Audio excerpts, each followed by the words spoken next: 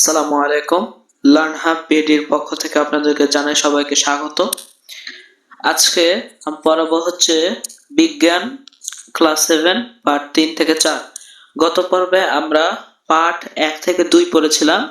আজকে আমরা পার্ট 3 থেকে 4 ভাইরাস ও ব্যাকটেরিয়া পড়াবো এবং যেগুলো কমন প্রশ্ন সেগুলো দাগানোর চেষ্টা করবো ইনশাআল্লাহ। সো চলুন দেরি না করে শুরু করি। প্রথমত ভাইরাস ও ব্যাকটেরিয়া কাকে বলে এটা আমাদের জানতে হবে। সেটা আমরা পার্ট 1 ও 2 এ অনেকবার পড়ে এসেছি। ভাইরাস এবং ব্যাকটেরিয়ার যে বেসিক যেগুলো জিনিস সেগুলো। এবার আসো ভাইরাস ও ব্যাকটেরিয়ার যে ব্যাখ্যাগুলো আছে এগুলো আমরা আজকে পড়ব। ভাইরাস, রিকেটস, ছত্রাক, ব্যাকটেরিয়া, শৈবাল, প্রোটোজোয়া ইত্যাদি বিভিন্ন ধরনের অণুজীব আমাদের পরিবেশে ছড়িয়ে ছিটিয়ে আছে। তাহলে এখান থেকে প্রশ্ন আসতে পারে যে কি কি জিনিস আমাদের পরিবেশে ছড়িয়ে ছিটিয়ে আছে, কোন কোন রোগগুলো। সেটা অনেকগুলোই হতে পারে, এখানে কয়েকটা নাম দেওয়া আছে দেখো, যেমন ভাইরাস, রিকেটস, ছত্রাক, ব্যাকটেরিয়া, শৈবাল, প্রোটোজোয়া ইত্যাদি। এরা অধিকাংশই আমাদের উপকার করে থাকে, তবে কিছু কিছু অণুজীব আছে যারা আমাদের দেহে রোগ সৃষ্টি করে। তাহলে কিছু কিছু রোগ আছে যেগুলো আমাদের দেহে রোগ সৃষ্টি করে, ভাইরাস আর কি, অণুজীব যেটাকে বলে। এরপরে ভাইরাস সম্পর্কে দেওয়া আছে, দেখো ইলেকট্রন অণুবীক্ষণ ছাড়া, যন্ত্র ছাড়া ভাইরাসকে দেখা যায় না, এটা সরলতম গঠনের। তাহলে এই প্রথম লাইন থেকে একটা এসকিউ অথবা এমসিকিউ আসতে পারে যে ইলেকট্রন অণুবীক্ষণ ছাড়া, ইলেকট্রন অণুবীক্ষণ যন্ত্র ছাড়া ভাইরাসকে দেখা যায় না। তাহলে কোন যন্ত্র ছাড়া ভাইরাসদেরকে দেখা যায় না, বা কি ছাড়া ভাইরাসদেরকে দেখা যায় না? তাহলে উত্তর হবে হচ্ছে ইলেকট্রন অণুবীক্ষণ যন্ত্র ছাড়া ভাইরাসকে দেখা যায় না। এবার দেখো পাশে আমাদের একটা চিত্র দেখতে পাচ্ছি। হ্যাঁ, এই চিত্রটা তোমরা তোমাদের পরীক্ষায়ও আসতে পারে, আঁকানো, অঙ্কন করা বা এরকম। এটা হচ্ছে ভাইরাসের চিত্র। হ্যাঁ, এটা হচ্ছে ভাইরাসের চিত্র। দেখো ভাইরাসের উপরে যে মাথাটা, এই মাথাটাকে বলা হয় হচ্ছে প্রোটিন। আর হচ্ছে এই যে কিরিবিরি কিরিবিরি আছে এগুলাকে বলা হয় ডিএনএ। আর এই যে এই অংশটা আছে এই অংশটাকে বলা হয় হচ্ছে কলা।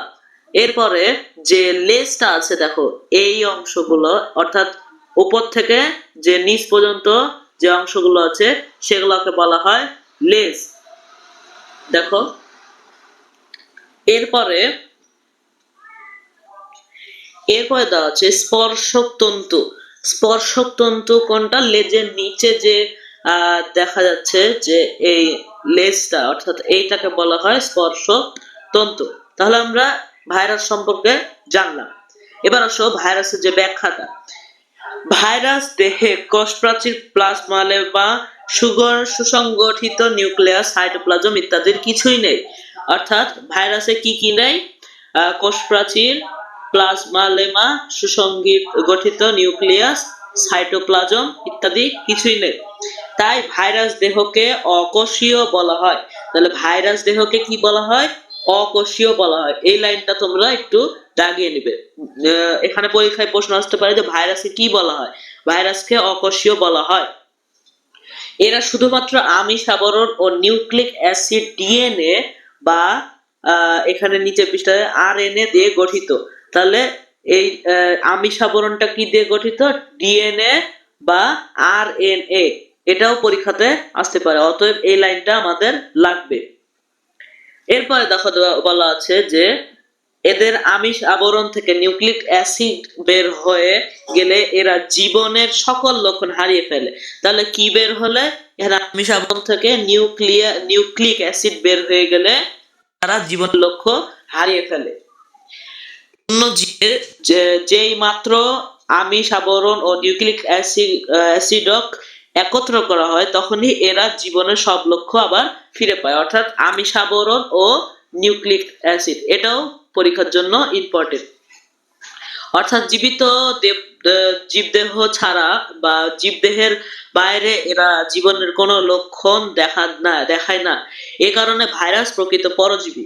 দেখো এই লাইনটাও কিন্তু আমাদের এমসিকিউ বা প্রশ্ন আকারে, সংক্ষিপ্ত প্রশ্ন আকারে আসবে যে ভাইরাসকে কি বলা হয়। তাহলে ভাইরাসকে বলা হয় প্রকৃত পরজীবী। ভাইরাসদের মধ্যে ব্যাকটেরিওফাজ ভাইরাস একটি পরিচিত ভাইরাস। চিত্র 1.1-এ এদের গঠন সম্পর্কে ধারণা দেওয়া হলো। চিত্র 1.1 মানে আমি এতক্ষণ যে চিত্রটি নিয়ে আলোচনা করলাম, এই যে এটা হচ্ছে ব্যাকটেরিওফাজ ভাইরাস কণিকা। এই চিত্রটা হচ্ছে ব্যাকটেরিওফাজ ভাইরাস কণিকা নিয়ে আলোচনা করা আছে। এবার দেখো বলা আছে যে ভাইরাস গোলাকার, দণ্ডাকার, ব্যাঙাচির ন্যায় ও পাউরুটির ন্যায় হতে পারে। তাহলে এই প্রশ্নটা আমাদের জন্য ইম্পর্টেন্ট। এখানে প্রশ্ন হতে পারে যে ভাইরাস কি রকম হতে পারে বা কি আকারের হতে পারে। তখন আমরা লিখবো হচ্ছে ভাইরাস গোলাকার, দণ্ডাকার, ব্যাঙাচির ন্যায় ও পাউরুটির ন্যায় হতে পারে। এরপরে বলা আছে যে ভাইরাস মানব দেহ বসন্ত, হাম, সর্দি, ইনফ্লুয়েঞ্জা ইত্যাদি রোগ সৃষ্টি করে। তাহলে ভাইরাস কিরকম রোগ সৃষ্টি করে? দেখো বসন্ত, হাম, সর্দি, ইনফ্লুয়েঞ্জা এগুলো লিখলেই হবে, লিখে দিতে হবে ইত্যাদি। বসন্ত, হাম, সর্দি ইত্যাদি বায়বীয় রোগ। তাহলে এখন যদি প্রশ্ন করে যে বায়বীয় রোগ কোনগুলো, তখন তুমি লিখবে যে বসন্ত, হাম, সর্দি ইত্যাদি বায়বীয় রোগ। এবার দেখো ধানের টুকরো ও তামাকের মোজাইক রোগ ভাইরাসের কারণ হতে পারে। এই ধানের টুকরো এবং তামাকের মোজাইক রোগ এগুলো সাধারণত উদ্ভিদে হয়। হ্যাঁ, আমাদের এখানে হয় না, উদ্ভিদে হয়ে থাকে এই ভাইরাসগুলা। যখন মনে করো তামাক গাছের মোজাইক রোগ হয়, আবার ধানের টুকরো রোগ হয়, তাহলে যদি বলে যে উদ্ভিদের দুইটি ভাইরাসের নাম দেখো, তখন তুমি লিখবে যে ধানের টুকরো ও তামাকের মোজাইক রোগ ভাইরাসের কারণে হয়। এবার ভাইরাসের উপকারিতা। ভাইরাসের উপকারিতা গুলো হলো যে এই ভাইরাসের উপকারিতা এবং অপকারিতাও অনেক ইম্পর্টেন্ট একটি উদ্দীপক। দেখো ভাইরাসের উপকারিতা, বিভিন্ন রোগ যেমন বসন্ত, পোলিও ও প্লেগের টিকা ভাইরাস থেকে তৈরি হয়। জিন প্রকৌশলে ভাইরাস ব্যবহৃত হয়। তাহলে কোন প্রকৌশলে ভাইরাস ব্যবহৃত হয়? জিন প্রকৌশলে, এটা তোমরা দাগিয়ে নিবে।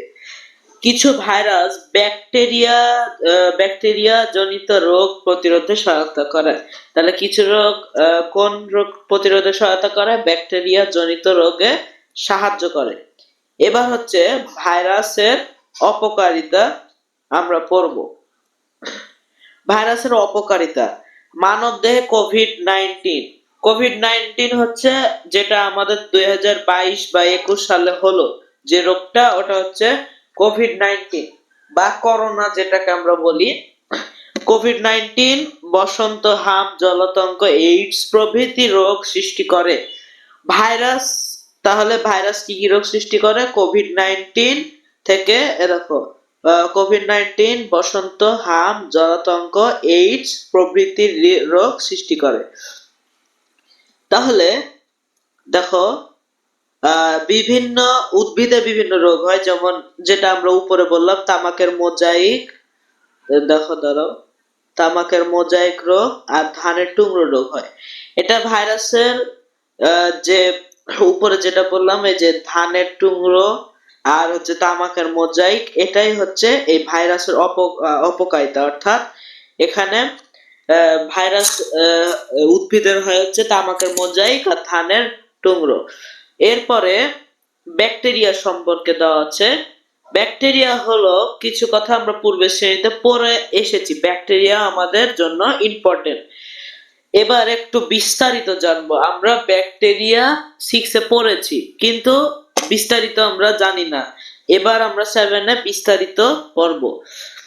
ব্যাকটেরিয়া হলো আদি নিউক্লিয়াস অসবুজ এককোষী অণুবীক্ষণিক জীব। তাহলে যদি বলে যে ব্যাকটেরিয়া কাকে বলে, তাহলে এই প্রশ্নটা আমরা অবশ্যই লিখতে পারবো। ব্যাকটেরিয়া হলো নিউক্লিয়াস যুক্ত অসবুজ এককোষী অণুবীক্ষণিক জীব। এরপরে বিজ্ঞানী অ্যান্টনি ফন লিওনেন হুক সর্বপ্রথম ব্যাকটেরিয়া দেখতে পান। তাহলে কে সর্বপ্রথম ব্যাকটেরিয়া দেখতে পান? বিজ্ঞানী অ্যান্টনি ফন লিওনেন হুক সর্বপ্রথম ব্যাকটেরিয়া দেখতে পান। ব্যাকটেরিয়া কোষ গোলাকার, দণ্ডাকার, কমা আকার, পেঁচানো ইত্যাদি নানা ধরনের হতে পারে। তাহলে ব্যাকটেরিয়া কি ধরনের হতে পারে? গোলাকার, দণ্ডাকার, কমা আকার, পেঁচানো ইত্যাদি নানা ধরনের হতে পারে। দেহের আকার আকৃতি বিভিন্ন একে নিম্নরূপ শ্রেণীবদ্ধ করা হয়, যেমন কক্কাস, কক্কাস, ব্যাসিলাস, কমা আর হচ্ছে স্পাইরিলা। এগুলো হচ্ছে ব্যাকটেরিয়ার প্রকারভেদ, অর্থাৎ ব্যাকটেরিয়া দ্বারা যে রোগগুলো হয় সেগুলো। দেখো কক্কাস, কোন কোন ব্যাকটেরিয়া কোষের আকৃতি গোলাকার। দেখো আমরা 1.3 যে চিত্রটা আছে এই চিত্রটা আমরা দেখতে পাচ্ছি যে এটা হচ্ছে ব্যাসিলাস, আর উপরে যেটা চিত্রটা দেওয়া আছে এটা হচ্ছে কক্কাস। দেখো এখানে দেওয়া আছে যে কোন কোন ব্যাকটেরিয়া কোষের আকৃতি গোলাকার। দেখো কক্কাসের আকৃতিও গোলাকার, তাহলে এরা হচ্ছে কক্কাস ব্যাকটেরিয়া। তাহলে এরা এককভাবে অথবা দল বেঁধে থাকতে পারে, যেমন নিউমোনিয়া রোগ সৃষ্টিকারী ব্যাকটেরিয়া। তাহলে নিউমোনিয়া কিভাবে হয়? এই কক্কাসের মাধ্যমে হয়ে থাকে। দেখো এখানে অনেকগুলো সারিবদ্ধ আমরা দেখতে পাচ্ছি, এটা এই যে ভিতরে যে সারিবদ্ধ আছে এগুলোই হচ্ছে কক্কাস। এরপরে ব্যাসিলাস, ব্যাসিলাস হলো লম্বা দণ্ডের ন্যায়। এ দেখো এই যে আমরা দেখতে পাচ্ছি এগুলো হচ্ছে ব্যাসিলাস। হ্যাঁ, এই ব্যাসিলাস এগুলোকে বলে, যেমন ধনুষ্টঙ্কার, রক্তামাশয় ইত্যাদি রোগ সৃষ্টি করে। তাহলে ব্যাসিলাস কি ধরনের রোগ সৃষ্টি করে? ধনুষ্টঙ্কার, রক্তামাশয় ইত্যাদি রোগ সৃষ্টি করে। কমা, এরা বাঁকা দণ্ডের ন্যায় আকৃতির হয়। দেখো কমা আমরা দেখছি, এই যে এগুলো হচ্ছে কমা, এই যে বেঁকা আকৃতির যেগুলো আছে এগুলো হচ্ছে কমা। তাহলে মানুষের কলেরা রোগের ব্যাকটেরিয়া এ ধরনের। তাহলে কলেরা রোগ কিভাবে হয়? এই কমার মাধ্যমে হয়ে থাকে। এবার দেখো স্পাইরিলাম, স্পাইরিলামের এখানে ছবি যদিও দেওয়া নাই, তাও আমরা পড়ে নিচ্ছি, এটা বেশি বিস্তারিত নাই। যেমন দেখো এখানে দেওয়া আছে এ ধরনের ব্যাকটেরিয়ার আকৃতি পেঁচানো হয়। ওকে, পেঁচানো হয়ে থাকে। এবার ব্যাকটেরিয়ার উপকারিতাগুলো আমরা একটু পড়ে নিই, তারপর আমরা ক্লাসটি শেষ করে দিব। মৃত্যু জীবদেহে ও আবর্জনা পচাতে সাহায্য করে। এই ব্যাকটেরিয়ার যে উপকারিতা এগুলো তোমরা পড়ে নিবে, এই প্রশ্নগুলোও কিন্তু ইম্পর্টেন্ট অনেক। ব্যাকটেরিয়ার যে উপকারিতা এখানে 3, 4, 5, 6টা পয়েন্ট দেওয়া আছে, এই 6টা পয়েন্ট নিয়ে তোমরা পড়বে। এবার দেখো ব্যাকটেরিয়ার অপকারিতা। স্পাইরিলামের নিচে দেওয়া আছে, দেখো ছবি আমরা এতক্ষণে খেয়াল করলাম, উপরে যদিও ছবিটা না দেওয়া নাই, নিচে দেখো দেওয়া আছে। এ দেখো কিলিবিলি একটা ছবি দেওয়া আছে, এটাই হচ্ছে এই ভিতরের যে অংশটা আছে এটাই হচ্ছে স্পাইরিলাম। এরপরে দেখো ব্যাকটেরিয়ার অপকারিতা আছে। ব্যাকটেরিয়ার অপকারিতা হলো ব্যাকটেরিয়া মানবদেহে যক্ষা, কলেরা, টাইফয়েড আমাশয় প্রভৃতি রোগ সৃষ্টি করে। তাহলে ব্যাকটেরিয়া কি কি রোগ সৃষ্টি করে? যক্ষা, কলেরা, টাইফয়েড, আমাশয় ইত্যাদি রোগ সৃষ্টি করে। এরা খাদ্যদ্রব্য, ফলমূলের পচন ঘটায়। এরা কি করে? ফলমূলের পচন ঘটায়, অর্থাৎ খাদ্যদ্রব্যের যে ফলমূলগুলো আছে। উদ্ভিদে বিভিন্ন রোগ হয়, যেমন ধানের লিফ ব্লাইট, টমেটোর ক্যাঙ্কার ইত্যাদি ঘটায়। উদ্ভিদের কি কি রোগ হয় ব্যাকটেরিয়ার মাধ্যমে? ধানের লিফ ব্লাইট আর টমেটোর ক্যাঙ্কার ইত্যাদি ঘটায়। তাহলে আমরা আজকে 3 থেকে 4 পর্যন্ত পড়লাম।